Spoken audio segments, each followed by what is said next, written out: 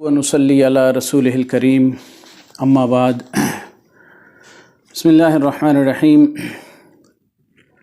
معزز و محترم جناب صدر مجلس، مہمانان گرامی اور شرکائے کانفرنس، السلام علیکم۔ میرے مقالہ کا عنوان ہے جدید رجحانات تفسیر میں استفساری رجحان اور دور حاضر میں اس کی ضرورت اور افادیت۔ سب سے پہلے میں اپنے مقالہ کے موضوع کا تعارف ضروری سمجھتا ہوں۔ قرون اولیٰ سے دور حاضر تک قرآن مجید کی بے شمار تفاسیر لکھی گئیں۔ یہ تفاسیر مفسرین اپنے اپنے علمی و فکری ذوق و انداز، اغراض و مقاصد، ترجیحات اور ضروریات وقت اور اسالیب و مناہج کے تحت لکھتے رہے۔ بعد ازاں محققین ان تفاسیر کے انداز، ترجیحات اور ماخذ کو ملحوظ رکھتے ہوئے ان کے رجحانات کا تعین اور نشاندہی کرتے رہے۔ یہ سلسلہ اب بھی جاری ہے۔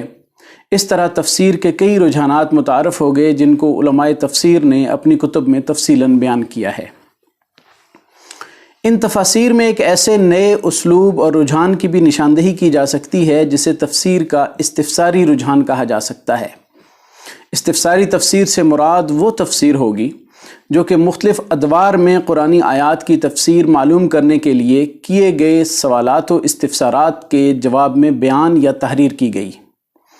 ان ادوار میں دور نبوی علی صاحبہ الصلاۃ والسلام، دور صحابہ رضی اللہ تعالی عنہم اجمعین، دور تابعین وما بعد اور دور حاضر شامل ہیں۔ ان ادوار میں منقول و مدون معصور تفاسیر ہوں یا تفاسیر بالرائے یا تفاسیر اشاری، ان تمام اقسام تفاسیر میں متقدمین، متاخرین اور معاصرین نے استفساری اسلوب و رجحان پر کلی یا جزوی طور پر علیحدہ سے تفاسیر بھی لکھی، اور اس اسلوب تفسیر کی امثلہ ماخذ تفاسیر میں بھی متفرق مقامات پر منقول و موجود ہیں۔ اس لیے یہ اسلوب و رجحان جدید ہونے کے ساتھ ساتھ قدیم بھی ہے۔ یہی وجہ ہے کہ یہ اسلوب دور حاضر میں مزید وسعت سے اختیار کیا جا رہا ہے، لیکن اب تک اسے ایک الگ رجحان کے طور پر نہیں دیکھا گیا۔ حالانکہ اس رجحان میں اتنی وسعت، افادیت اور مواد موجود ہے کہ اگر اسے ایک باقاعدہ اسلوب اور رجحان کے طور پر تسلیم و متعارف کروایا جائے تو قرآن فہمی کو دور حاضر میں زیادہ فروغ مل سکتا ہے۔ اب ہم استفساری تفسیر کی علمی اور عملی بنیادوں اور شواہد پر بات کرتے ہیں۔ قرآن مجید میں آیات قرآنیہ کے بارے میں کئی مقامات پر تفکر و تدبر کی دعوت دی گئی ہے، اور ایک مقام پر سورۃ النحل میں ارشاد باری تعالیٰ ہے فَاسْأَلُوا أَهْلَ الذِّكْرِ إِن كُنتُمْ لَا تَعْلَمُونَ، یعنی اگر تم لوگ خود نہیں جانتے تو اہل ذکر سے پوچھ لیا کرو۔ اس آیت مبارکہ کو استفساری رجحان کی قرآنی بنیاد قرار دیا جا سکتا ہے۔ احادیث و سنن سے اگر ہم استفساری تفسیر کے جواز اور شواہد کی بات کریں تو اس سلسلہ میں وافر مواد موجود ہے۔ دیگر روایات کے علاوہ ابو داؤد میں مروی ایک حدیث مبارکہ میں آپ صلی اللہ علیہ وسلم نے خصوصی طور پر قرآنی آیات کی تفسیر و مصداق کے بارے میں سوال اور استفسار کرنے کا واضح حکم ارشاد فرمایا۔ جب ایک زخمی صحابی کو ساتھیوں نے آیت تیمم کے اطلاق کی اجازت نہ دی اور وہ غسل کرنے سے وفات پا گئے تو آپ صلی اللہ علیہ وسلم کو جب پتہ چلا تو آپ نے ارشاد فرمایا الا سألوا اذ لم يعلموا فإنما شفاء العي السؤال انما كان يكفيه ان يتيمم، یعنی جب وہ جانتے نہیں تھے تو انہوں نے سوال کیوں نہیں کیا، بس بے شک نہ جاننے والے کی شفا سوال کرنے میں ہے، اس کے لیے کافی تھا کہ وہ تیمم کر لیتا۔ یہ اور اس طرح کی دیگر کئی روایات وہ بنیادیں تھیں جن کی بنیاد پر اولین طور پر صحابہ کرام رضی اللہ تعالی عنہم اجمعین نے فصیح عرب ہونے کے باوجود رسول اللہ صلی اللہ علیہ وسلم سے قرآن مجید کی تفسیر، احکام اور مصداق جاننے کے لیے تفسیری استفسارات کیے، جن کے جوابات رسول اللہ صلی اللہ علیہ وسلم نے بڑی توجہ اور تفصیل سے ارشاد فرمائے۔ اس طرح اس رجحان تفسیر کا آغاز ہوا اور یہ استفسارات و جوابات اس رجحان کے لیے سنن کے طور پر عملی بنیاد بنے۔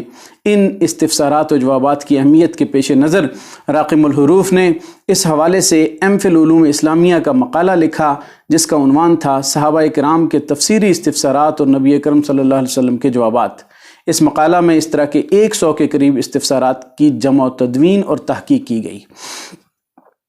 صحابہ کرام اور تابعین اعظام کے اقوال و افعال سے بھی استفساری تفسیر کا ثبوت اور شواہد بکثرت ملتے ہیں۔ مثال کے طور پہ حضرت عمر رضی اللہ تعالیٰ عنہ فرماتے ہیں من کان سائلا عن شیء من القرآن فلیسأل عبداللہ ابن عباس، یعنی جس کسی کو قرآن میں سے کسی چیز کے بارے میں سوال کرنا ہو تو اسے چاہیے کہ حضرت عبداللہ بن عباس رضی اللہ عنہ سے کرے۔ تابعین میں مثال کے طور پہ امام طبری رحمۃ اللہ علیہ، امام شعبی رحمۃ اللہ علیہ کا قول نقل کرتے ہیں کہ میں نے ہر آیت کی تفسیر کے بارے میں سوال کیا ہے مگر اس میں احتیاط کی ضرورت ہے، یہ کلام الہی کی تفسیر کا معاملہ ہے۔ چنانچہ جس طرح نبی اکرم صلی اللہ علیہ وسلم سے صحابہ کرام رضی اللہ تعالی عنہم اجمعین نے تفسیری استفسارات کیے، اسی طرح مفسرین صحابہ کرام سے دیگر صحابہ اور تابعین نے بھی تفسیری استفسارات کیے۔ راقم الحروف نے اسی موضوع پر پی ایچ ڈی کا مقالہ بعنوان صحابہ کرام رضی اللہ عنہم سے کیے گئے تفسیری استفسارات اور ان کے جوابات تحریر کیا۔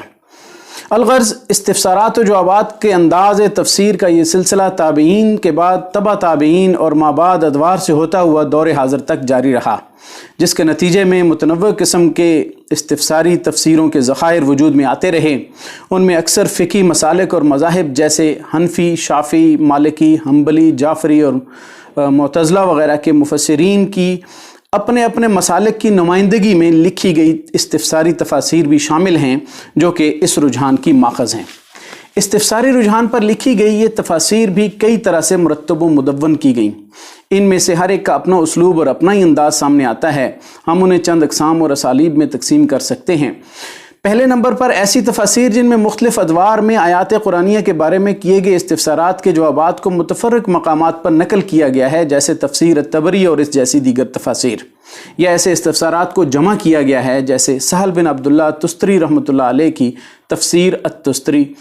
دوسرے نمبر پر ایسی تفاسیر جن میں ممکنہ اور متوقع تفسیری سوالات کو مفسر نے از خود ذکر کر کے ان کے جوابات دیے ہیں، جیسے امام ابو بکر محمد بن الحسن ابن فورک کی تفسیر ابن فورک، یا قاضی عبد الجبار معتزلی کی تفسیر تنزیہ القرآن عن المتاعن، یا محمد بن ابو بکر بن عبد القادر الرازی حنفی کی تفسیر مسائل الرازی و اجوبتھا قابل ذکر ہیں۔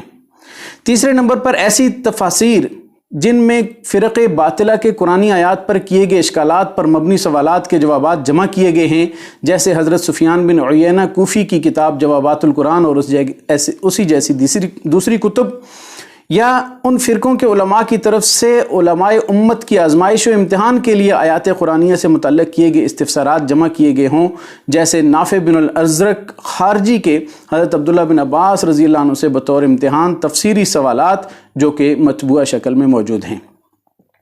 چوتھے نمبر پر ایسی استفساری تفاسیر جو ایسے استفسارات و جوابات پر مشتمل ہوتی ہیں جو کہ کسی مفسر سے سائلین نے مختلف مواقع پر پوچھے اور انہوں نے جواباً تفسیر بیان کی، جیسے امام ابو معشر الطبری محمد بن القطان کی تفسیر عیون المسائل فی القرآن العظیم، یا عصر حاضر کے شیخ عبد الکریم الدبان التکریتی کا رسالہ فی التفسیر علی صورت اسئلہ و اجوبہ، اور ڈاکٹر فاضل صالح السامرائی کی تفسیر اسئلۃ بیانیۃ فی القرآن الکریم، اور اس جیسی دیگر تفاسیر اور انٹرنیٹ پر تفسیری استفسارات و جوابات کے مجموعے۔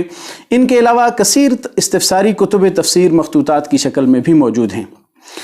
دور حاضر میں اس کی افادیت پر اگر بات کریں تو یہ اسلوب قاری کو ہمہ وقت فہم قرآن کے لیے تیار رکھتا ہے۔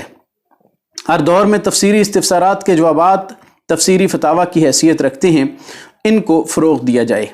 ان استفسارات و جوابات سے اسلاف کی قرآن فہمی کی طلب کا پتہ چلتا ہے جو کہ ہمارے لیے مشعل راہ ہے۔ نبی کریم صلی اللہ علیہ وسلم سے استفسارات صحابہ انکار حدیث کے فتنہ کی بیخ کنی کرتے ہیں۔ یہ رجحان دور حاضر اور مستقبل کی تفسیری ضروریات کو پورا کرنے میں معاون ہے۔ اس مقالہ کی روشنی میں سفارشات مختصراً یوں ہیں کہ اس رجحان کی علیحدہ سے تعیین و توضیح کر کے اسے شامل نصاب کیا جائے، اس کے قواعد اور ضوابط کی باقاعدہ سے تدوین کی جائے اور اسے باقاعدہ رجحان کے طور پر پڑھایا جائے۔ مدارس اور جامعات کے ماہرین پر مشتمل ایک بورڈ تشکیل دیا جائے جو تفسیری استفسارات کے جواب دے، جنہیں بعد میں مدون کر لیا جائے۔ اللہ تعالی ہمیں عمل کرنے کی توفیق عطا فرمائے۔ وآخر دعوانا ان الحمد للہ رب العالمین۔